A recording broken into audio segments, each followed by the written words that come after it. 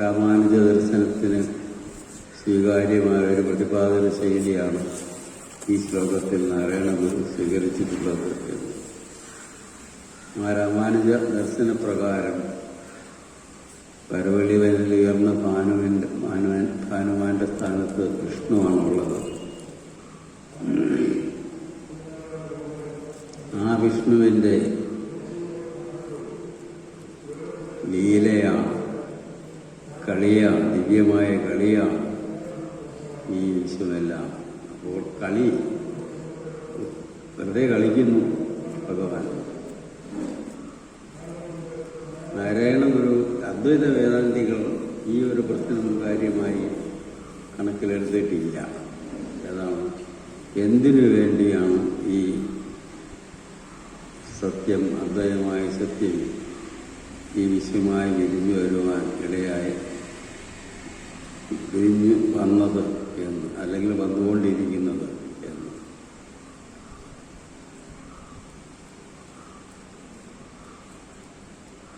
ഒരു പറയുന്നു, അറിവ് നിജസ്ഥിതി ഇങ്ങറിഞ്ഞിടാനായി ധരമുതലായ വിഭൂതിയായി താനേ മറിയും അവസ്ഥയിലേറി മാറി വട്ടം തിരിയും അലാത സമം തിരിഞ്ഞിടുന്നു.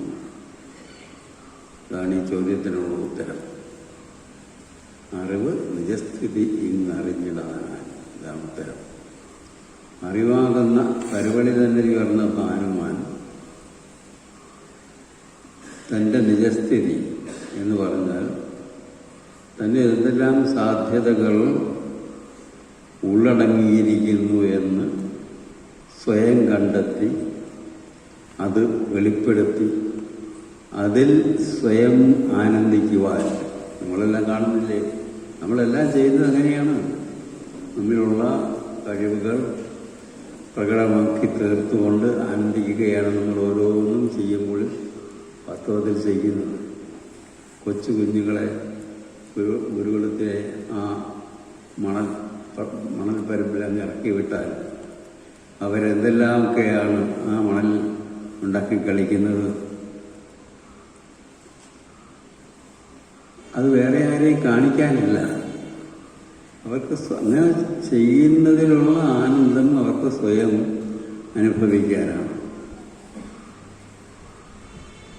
അത് തന്നെത്താൻ അവർ തട്ടിക്കളഞ്ഞെന്ന് വരും. അതും അവരിലുള്ള ക്രിയേറ്റിവിറ്റിയുടെ ഭാഗമാണ്. അപ്പോൾ സ്വന്തം സത്തയിൽ അന്തർഭവിച്ചിരിക്കുന്ന ക്രിയേറ്റിവിറ്റിയുടെ, ക്രിയാത്മകതയുടെ സ്വഭാവം സ്വയം കണ്ടെത്തി അതിനെ സ്വയം വെളിപ്പെടുത്തി അതിൽ ആനന്ദിക്കുവാൻ വേണ്ടി എന്ത് ചെയ്യുന്നു? നിജസ്ഥിതിയും അറിഞ്ഞിടാനായി ധരമുതലായ വിഭൂതിയായി താനെ ഭൂമി തുടങ്ങിയ പഞ്ചഭൂതങ്ങളെല്ലാമായി തീർന്നു. ആയി താനേ മറിയും അവസ്ഥയിലേറി മാറി വട്ടം തിരിയും. അത് വെറുതെ ഇരിക്കില്ല, അങ്ങോട്ടും ഇങ്ങോട്ടും മറിയും തിരിഞ്ഞിരിക്കും. എന്നിട്ടോ അലാത സമം തിരിഞ്ഞിടുന്നു. എന്താണ് അലാതം? അലാതം എന്നത് നിങ്ങൾക്ക് ഈ തീക്കൊള്ളിയുടെ അറ്റത്ത് തീയുണ്ടാവുമല്ലോ, അതിങ്ങനെ ചുഴറ്റിയാൽ ആകാശത്തൊരു തീ വലയം നിങ്ങൾക്ക് കാണാൻ സാധിക്കും. അതിനെയാണ് അലാതം എന്ന് വിളിക്കുന്നത്. ആ അലാതത്തിൻ്റെ പ്രത്യേകത എന്താണ്? നമ്മളവിടെ കാണുന്നു, പക്ഷെ അങ്ങനെ ഒന്നില്ല. അതാണ് അതിൻ്റെ പ്രത്യേകത. ഉള്ളതേതാണ്? ആ തീക്കൊള്ളിയുടെ അറ്റത്തുള്ള തീ. പക്ഷേ അതൊന്ന് ചുഴറ്റിയപ്പോൾ വൃത്തങ്ങളും പലതരത്തിലുള്ള വൃത്തങ്ങളെല്ലാം ആകാശത്തിങ്ങനെ തെളിഞ്ഞ് നമ്മൾ കാണുന്നു. അതേപോലെ ഈ പരവളി തന്നെ ഉയർന്ന ഭാനുമാൻ സ്വയം ഇതെല്ലാമായി തീരുമ്പോഴും വാസ്തവത്തിൽ അതൊന്നും സ്വയമുള്ളതല്ല. ഉള്ളത് ആ പരവലി തന്നെ ഉയർന്ന ഭാനുമാൻ മാത്രമാണ്. ആ ഭാനുമാൻ്റെ ചുഴറ്റലാണ് ഈ കണ്ട ജഗത്തും നമ്മളും എല്ലാം. നമ്മുടെ ജീവിതവും നമ്മുടെ ജീവിതത്തിലെ പ്രശ്നങ്ങളും ഒക്കെ അത് തന്നെയാണ്. ഇങ്ങനൊരു കാഴ്ചപ്പാട് നമുക്കുണ്ടായിരുന്നാലോ നമുക്ക് ജീവിതം വളരെ അനായാസമായി തീരും. ഇതെല്ലാം ആ സത്യത്തിൽ നടക്കുന്ന കളിയുടെ ഒരു ഭാഗം മാത്രമല്ലേ? ആ സത്യം സ്വയം തന്നിരിക്കുന്ന സാധ്യതകൾ സ്വയം കണ്ടെത്തി ആനന്ദിക്കുന്നതിൻ്റെ ഭാഗം മാത്രമല്ലേ? അതിൽ മുകളിലേക്ക് തിരിയുന്നുണ്ടാവും, താഴേക്ക് തിരിയുന്നുണ്ടാവും. മുകളിലേക്ക് തിരിയുമ്പോൾ ആനന്ദമുണ്ടാവും, താഴേക്ക് തിരിയുമ്പോൾ ദുഃഖമുണ്ടാവും. സുഖവും ദുഃഖമൊക്കെ മാറി മാറി വരും. ഇതെല്ലാം ജീവിതത്തിൻ്റെ അല്ലെങ്കിൽ ഭാനുമാൻ ഇങ്ങനെ സ്വയം ഏറി മാറിത്തിരിയുന്നതിൻ്റെ ഭാഗം മാത്രമാണ് എന്നറിഞ്ഞുകൊണ്ട് നമ്മൾ ജീവിച്ചാൽ നമുക്ക് ജീവിതം വളരെ അനായാസമായി തീരും. അതാണ് നമുക്ക് വേണ്ടത്. ഇനി അടുത്ത ശ്ലോകത്തിൽ എന്താ പറയുന്നത്? വെളിയിലിരുന്ന് വിവർത്തമിങ്ങ് കാണും വെളി മുതലായ വിഭൂതി അഞ്ചും ഓർത്താൽ ജലനിധി തന്നെ ഉയർന്നിടും തരംഗാവലിയതുപോലെ അഭേദമായി വരയണം. ഞാനിപ്പോൾ പറഞ്ഞ കാര്യം തന്നെയാണ് മറ്റൊരു തരത്തിൽ ഈ ശ്ലോകത്തിൽ പറയുന്നത്. വെളിയിലിരുന്ന് വിവർത്തമിങ്ങ് കാണും. എന്താണ് ഈ വിവർത്തം? അത് അദ്വൈത വേദാന്തത്തിലെ ഒരു സാങ്കേതിക പദമാണ്. വാസ്തവത്തിൽ ഉള്ളതല്ലെങ്കിലും ഉള്ളതുപോലെ കാണുന്ന അനുഭവം നമുക്കുണ്ടാകുന്നുണ്ടല്ലോ. ഇപ്പോൾ പറഞ്ഞ അലാദത്തിൻ്റെ കാര്യം തന്നെ. അങ്ങനെ ഒന്നില്ലെങ്കിലും നമ്മൾ കണ്ടുകൊണ്ട് കാണുന്നുണ്ട്. അങ്ങനെ നോക്കുമ്പോൾ ഈ വെളിയിലിരുന്ന് വിവർത്തമിങ്ങു കാണും വെളി മുതലായ വിഭൂതി അഞ്ചും. വീണ്ടും പഞ്ചഭൂതങ്ങളുടെ കാര്യമാണ് പറയുന്നത്. വെളി എന്നാൽ ആകാശം, വെളി മുതലായ വിഭൂതി.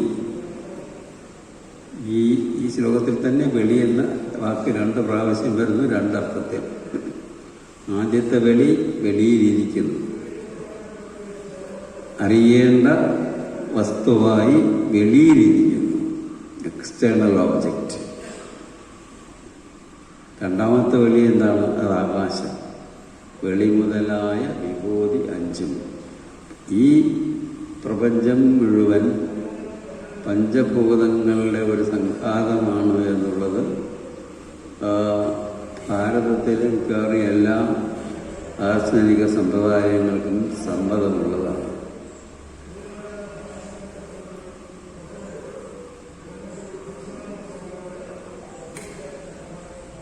അങ്ങനെയുള്ള ഈ പഞ്ചഭൂതങ്ങൾ എങ്ങനെയുണ്ടാകും? വെളിയിലിരുന്ന്, അത് വെളിയിലിരിക്കുന്നതായി നമുക്ക് തോന്നുന്നു. ഭൂമി വെളിയിലിരിക്കുന്നതായി തോന്നുന്നു, വെള്ളം വെളിയിലിരിക്കുന്നതായി തോന്നുന്നു, അഗ്നി വെളിയിലിരിക്കുന്നതായി തോന്നുന്നു, വായു വെളിയിലിരിക്കുന്നതായി തോന്നുന്നു, ആകാശവും വെളിയിലിരിക്കുന്നതായി തോന്നുന്നു. വെളിയിൽ നിന്ന് വിവർത്തമിങ്ങ് കാണുന്നു എന്ന് പറഞ്ഞാൽ ഭൗതികമായി ഈ പ്രപഞ്ചം മുഴുവൻ വെളിയിലിരിക്കുന്നു, നമ്മുടെ അറിവിന് വിഷയമായിട്ട്. വെളിയിലിരുന്ന് വിവർത്തമിങ്ങ് കാണും. അപ്പോൾ വെളിയിൽ ഇരിക്കുന്നു, പക്ഷേ ആ വെളിയിലിരിക്കുന്ന ഈ ലോകത്തിൻ്റെ പദവി എന്താണ്? അത് വിവർത്തമാണ്. ഉള്ളതേതാണ്? കഴിഞ്ഞ ശ്ലോകത്തിൽ പറഞ്ഞ പരവലി തന്നെ ഉയർന്ന ഭാനുമാൻ, അല്ലെങ്കിൽ ഒന്നാമത്തെ ശ്ലോകത്തിൽ പറഞ്ഞ കരു. ആ ഒരു കരുവിനെ, ആ ഒരു പരവലി തന്നെ ഉയർന്ന ഭാനുമാനെ നമുക്ക് ഇവിടെ ദർശിക്കുവാൻ സാധിക്കുമെന്നുണ്ടെങ്കിൽ അതിൻ്റെ പ്രകടഭാവമായി വരുന്ന ജീവിതത്തിലെ ഒരു സുഖവും ഒരു ദുഃഖവും പ്രശ്നമായി വരുന്നില്ല. വെളിയിൽ നിന്ന് വിവർത്തനങ്ങി കാണും വെളിമുതലായ വിഭൂതി അഞ്ചും ഓർത്താൽ. എല്ലാവർക്കും ഇത് വ്യക്തമായി കിട്ടണം എന്നില്ല. ഓർത്താൽ, ഒരു ചിന്തിച്ചു നോക്കിയാൽ, ധ്യാനാത്മകമായി ചിന്തിച്ചു നോക്കിയാൽ, ഓർത്താൽ ജലനിധി തന്നെ ഉയർന്നിടും തരംഗാവലിയതുപോലെ അഭേദമായി വരികയാണ്. ഒരഭേദതയാണ് ഈ പഞ്ചഭൂതാത്മകമായ ഈ പ്രപഞ്ചത്തിലുള്ളത്. പഞ്ചഭൂതങ്ങളാൽ നിർമ്മിതമായ ഈ പ്രപഞ്ചത്തിലുള്ളത് ഒരദ്വൈതത. ഏത് തമ്മിലുള്ള അദ്വൈതത? അത് മനസ്സിലാക്കുന്നതിന് ഒരു ഉദാഹരണം മാത്രം ഇവിടെ പറഞ്ഞു. എന്താണ്? കടലും തിരയും. കടലിൽ നമ്മൾ എണ്ണമേറ്റ തിരകൾ കാണും. എന്നാൽ തിരകൾക്ക് സ്വന്തമായ ഒരുണ്മ ഇല്ല. കടലിൻ്റെ ഉണ്മയും തിരകളുടെ ഉണ്മയും ഒന്നായിരിക്കണം. നമുക്ക് രണ്ടായിട്ട് ചിന്തിക്കാനും മനസ്സിലാക്കാനും ഒക്കെ സാധിക്കും, കാണാൻ സാധിക്കും. എന്നിരുന്നാലും ഉള്ളത് അവ തമ്മിലുള്ള ഒരദ്വൈതതയാണ്.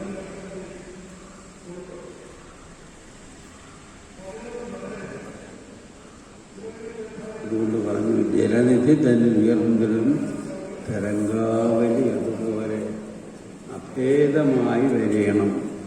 രണ്ട് തമ്മിലുള്ള ഒരു അഭേദത ദർശിക്കണം. ഏത് രണ്ടും തമ്മിലുള്ള? കടലും തിരയും തമ്മിലുള്ള അഭേദത പോലെ ഒരഭേദത. ഏത് അഭേദത? പരവലി തന്നെ ഉയർന്ന ഭാനുമാൻ, ആ ഭാനുമാനിൽ വെളിപ്പെട്ടു വരുന്നതായ ഈ വിശ്വവും തമ്മിലുള്ള ഒരഭേദത. അത് അഭേദത ഇനി ഉണ്ടാക്കിയെടുക്കേണ്ടതാണോ? അതൊന്നല്ല. ഇപ്പോഴും കടലും തിരയും എങ്ങനെയാണോ ഒന്നായിരിക്കുന്നത്, എപ്പോഴും ഒന്നായിരിക്കുന്നത്. നമ്മൾ രണ്ടായിട്ട് മനസ്സിലാക്കിയാലും അത് ഒന്നായിട്ടേ ഇരിക്കും. അതുപോലെ ഈ ലോകവും അതിനെല്ലാം ആദികാരണമായിരിക്കുന്ന സത്യവും തമ്മിൽ ഉള്ള ബന്ധം എന്ത് എന്ന് ചോദിച്ചാൽ ഒരഭേദതയാണ്, ഒരു അദ്വൈതതയാണ്. അതാണ് വാസ്തവത്തിലുള്ള അദ്വൈതത. ഏതാണ്? ഈ പ്രപഞ്ചവും പ്രപഞ്ചത്തിൻ്റെ സാധാരണ വേദാന്തം എന്ന് പറഞ്ഞാൽ പ്രപഞ്ചം മിഥ്യയാണ് എന്ന് പറഞ്ഞ് തള്ളിക്കളയുകയാണ്. അല്ല, സത്യത്തിൽ നിന്നും അഭേദമായിരിക്കുന്ന ഒരു ഉണ്മയെ അതിനുള്ളൂ. സ്വന്തമായൊരു ഉണ്മയുണ്ടെന്ന് പറയുകയാണെങ്കിൽ അത് തെറ്റ്. പക്ഷേ അതിൻ്റെ ഉണ്മ ഏതിനോട് അഭേദമായിരിക്കുന്നു? പരമമായ സത്യത്തിനോട് അഭേദമായിരിക്കുന്നു. ആ സത്യത്തെയും പ്രപഞ്ചത്തെയും നമ്മൾ രണ്ടായിട്ട് മനസ്സിലാക്കുമ്പോൾ, കാരണം കാര്യം എന്ന തരത്തിൽ രണ്ടായിട്ട് മനസ്സിലാക്കുമ്പോഴും അതൊന്നായിട്ടേ ഇരിക്കുന്നുള്ളൂ, മാറ്റിവെക്കാനാവുകയില്ല. അങ്ങനെയുള്ള ഒരു അഭേദത ഇവ തമ്മിലുണ്ട്.